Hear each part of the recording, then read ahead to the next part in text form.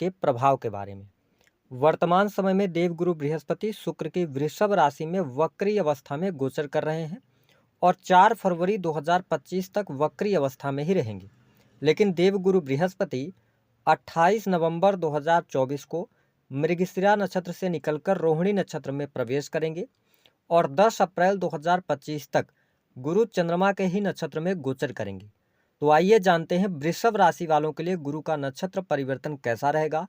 आने वाले 135 दिनों में क्या कुछ बदलाव आपके जीवन में आने वाले हैं, क्या कुछ बड़ी घटनाएं घटित होंगी, विस्तार से जानेंगे। देखिए, हमारे ज्योतिष शास्त्र में गुरु को बहुत ही शुभ ग्रह माना जाता है। गुरु ज्ञान, धर्म, शिक्षा, संतान का सुख, संतान के द्वारा प्राप्त होने वाला सुख, वैवाहिक जीवन का सुख, भाग्य, किस्मत, धन वृद्धि का कारकत्व इनको प्राप्त है या इन्हें कारक कहा जाता है। वही जब हम चंद्रमा की बात करते हैं तो चंद्रमा को मन, शीतलता, क्रिएटिविटी, इमोशंस, ममता, सुंदरता, इन सभी चीज़ों का कारकत्व प्राप्त है। जब भी जन्म कुंडली में चंद्र और गुरु की युति होती है तो इसे बहुत ही शुभ युति के रूप में देखा जाता है। वही जब हम देखते हैं रोहिणी नक्षत्र को तो इस नक्षत्र के अंतर्गत दया, करुणा, रचनात्मकता, सुंदरता, भौतिक सुख, फैशन, कला, इन सभी चीज़ों का समावेश होता है। तो वृषभ राशि वालों, आइए जानते हैं आपके लिए गुरु का नक्षत्र परिवर्तन कैसा रहेगा। देखिए, देवगुरु बृहस्पति का वर्तमान समय में आपके प्रथम स्थान से ही गोचर हो रहा है और देवगुरु बृहस्पति वक्रीगत अवस्था में 4 फरवरी तक रहेंगे, उसके बाद मार्गी होंगे। जब हम बात करते हैं बृहस्पति की तो आपके लिए अष्टम भाव और लाभ स्थान के स्वामी होकर प्रथम स्थान से गोचर कर रहे हैं और ये चंद्रमा के नक्षत्र में जाएंगे। ऐसी स्थिति में यह जो गोचर है यह आपके लिए अच्छा रहने वाला है।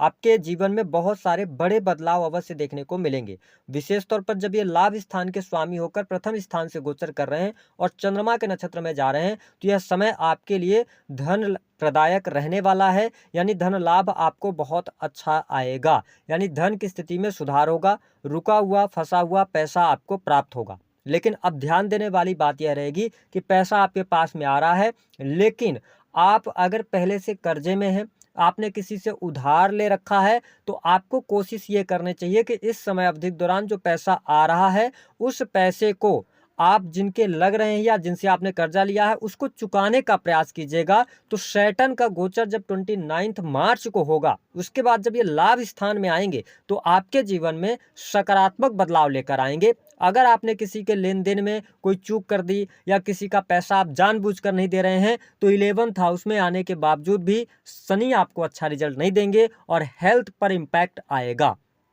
तो कहने का ये मतलब है धन लाभ हो रहा है, धन की स्थिति अच्छी रहेगी और कहीं ना कहीं से धन का सुख भी प्राप्त होगा, लेकिन लेन देन में सावधानी रखने की आवश्यकता रहेगी। दूसरी स्थिति की बात करें तो यह समय आपके लिए संतान प्राप्ति के लिए बहुत अच्छा है। संतान का सुख आपको प्राप्त होगा। अगर आपके पहले से संतान है तो आप संतान के साथ में ज़्यादा इमोशनल अटैचमेंट आप अपने आप को पाते हुए देखेंगे कि आप संतान के प्रति कुछ ज़्यादा ही अटैच हो रहे हैं और ये सकारात्मक अटैचमेंट होगा। दूसरी बात यह है कि जो लोग नव दंपति हैं, फैमिली प्लान करना चाहते हैं, संतान का सुख प्राप्त करना चाहते हैं, उनके लिए भी देवगुरु बृहस्पति का नक्षत्र परिवर्तन शानदार रहने वाला है। साथ ही प्रेम संबंध के मामलों के लिहाज से भी समय अच्छा रहेगा। जो लोग सिंगल हैं उनके लिए नए प्रेम प्रस्ताव प्राप्त हो सकते हैं या आप किसी को प्रपोज कर सकते हैं, नए रिलेशनशिप में आप आ सकते हैं। यह स्थिति बहुत अच्छी है।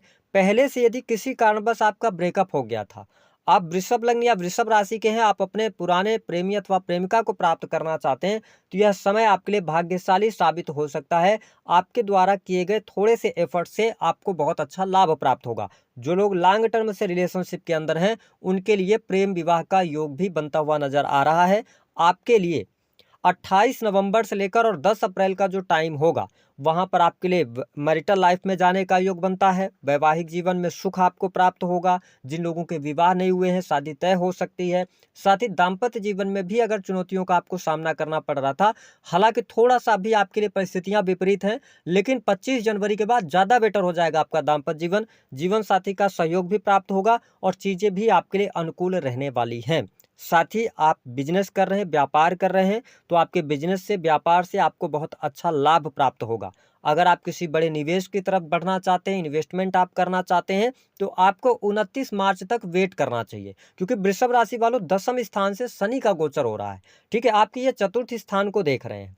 ठीक है, और इसके साथ 7th हाउस को भी देख रहे हैं। तो आपके लिए जो अच्छा टाइम फ्रेम शुरू हो रहा है, वो 2025 का वर्ष आपके लिए यादगार वर्ष होने जा रहा है, वो भी मार्च के बाद से लेकर अगले 2.5 वर्ष तक। तो ये ध्यान रखें कि अगर बहुत ज़्यादा ज़रूरी ना हो, तो बड़े इन्वेस्टमेंट से अभी आप बच जाएँ। अभी जैसा जीवन चल रहा है, उसको चलाने का प्रयास करें, तो आपके लिए ज़्यादा बेहतर रहेगा।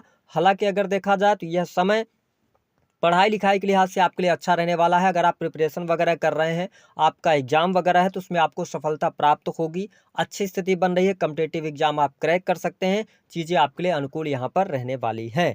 इसके साथ ही जो लोग विदेश में रह रहे हैं, तो विदेशी भूमि से लाभ मिलता हुआ नज़र आ रहा है। आपका धर्म कर्म के प्रति, अध्यात्म के प्रति आप में रुचि जागृत होगी। कुछ आप धार्मिक पुस्तकें पढ़ेंगे या धर्म कर्म से जुड़ेंगे। धार्मिक यात्राएँ करते नज़र आ रहे हैं, लंबी दूरी की यात्राएँ होंगी, तो यह समय आपके लिए अच्छा है। जो लोग ऑलरेडी विदेश जाने के लिए प्रयासरत हैं, तो आपके लिए फरवरी के बाद बहुत अच्छा मौका प्राप्त होगा, जहाँ से आप विदेश जा सकते हैं। वही जो लोग प्राइवेट सेक्टर के अंदर जॉब वगैरह कर रहे हैं, नौकरी कर रहे हैं, तो थोड़ी-सी अभी परेशानी। इसके अतिरिक्त जॉब के लिए तो अच्छा है, लेकिन जो लोग प्राइवेट सेक्टर के अंदर वर्क कर रहे हैं या जॉब कर रहे हैं, तो देखिए इस टाइम फ्रेम के दौरान विशेष तौर पर फरवरी 2025 तक आपको अपने जॉब के अंदर किसी भी प्रकार के बड़े परिवर्तन से आपको बचना होगा। एक बार आप पुनर्विचार करें, जॉब अगर आपके पास ऑफर्स भी आते हैं, अपॉर्चुनिटीज आती है, तो बहुत ज़्यादा सोच विचार करने के बाद आप आगे बढ़िएगा तो ज़्यादा बेटर है। अन्यथा आप अगर प्राइवेट सेक्टर के अंदर हैं, तो कहीं न कहीं से आपके नौकरी में भी दिक्कत आ सकती है, इसको ध्यान रखने की आवश्यकता है। वहीं ऐसे लोग जो किसी पद पर हैं, आपके सिग्नेचर का बहुत महत्व है, या आप कोई भी चीज़ लिख रहे हैं, तो ध्यान दीजिएगा कि आपके द्वारा आपका इंटेंशन भी नहीं होगा उस चीज़ को करने का, लेकिन ऐसी कुछ चीज़ों में आप फँस सकते हैं। इसका आपको बहुत ज़्यादा ध्यान देने की आवश्यकता है। सरकारी क्षेत्र से जुड़े जातकों को लाभ हो रहा है, सरकारी क्षेत्र में आपको अच्छा मान-सम्मान की प्राप्ति, है ना? सारी चीज़ें आपके लिए बेहतर होती नज़र आएँगी। हाँ, डिसीज़न थोड़ा आपके डिले हो सकते हैं इस टाइम फ्रेम के दौरान, थोड़ा-सा आप में आलस्य हावी हो सकता है या स्वास्थ्य को लेकर थोड़ी-सी परेशानी हो सकती है, तो इसका आपको ध्यान रखने की आवश्यकता रहेगी। ऐसे लोग जो बिज़नेस व्यापार से तो जुड़े हैं, लेकिन sales, media, marketing, creative field, designing का काम कर रहे हैं, अथवा कला के किसी भी फील्ड से जुड़े हैं, आप वृषभ लग्न या वृषभ राशि के हैं, तो आपके लिए अच्छा समय जाने वाला है। साथ ही ट्रांसपोर्टिंग के कार्यों से आपको लाभ होगा, सामाजिक कार्यों से भी जुड़ने का आपको अवसर प्राप्त होने वाला है। साथ ही आप देखें कि इस समय अवधि के दौरान जो मैंने कहा था कि आपको 3 बातें बहुत ज़्यादा ध्यान रखनी है, यानी 3 काम आपको भूलकर भी नहीं करना है, उसको जान लीजिए। देखिए आपके चतुर्थ स्थान पर शनि की दृष्टि पड़ रही है, तो यदि आपके लिए बहुत ज़्यादा ज़रूरी ना हो, तो इस टाइम फ्रेम के दौरान आप प्रॉपर्टी से जुड़े कार्य जब कर रहे हैं, तो डिले कर सकते हैं, मार्च तक वेट कर सकते हैं, उसके बाद आगे बढ़ेंगे तो सारी चीज़ें आपके लिए आसानी से होती चली जाएँगी। अगर आपके लिए बहुत ज़्यादा ज़रूरी है करना, तो प्रॉपर्टी से लाभ तो मिल जाएगा, लेकिन सोच विचार कर आप खरीदिएगा, डॉक्यूमेंट्स की जाँच पड़ताल कर लीजिएगा, सारी चीज़ें पुख्ता होने के बाद ही आप आगे बढ़िएगा। दूसरी स्थिति कि वृषभ लग्न और वृषभ राशि वालों, जो मैंने कहा कि जितने लोगों के अगर आपने किसी कारणवश पैसे ले रखे थे, तो आप अपना निवेश करने से पहले पैसे वापस करने का कोशिश कीजिएगा, तो आपके लिए ज़्यादा बेटर रहेगा।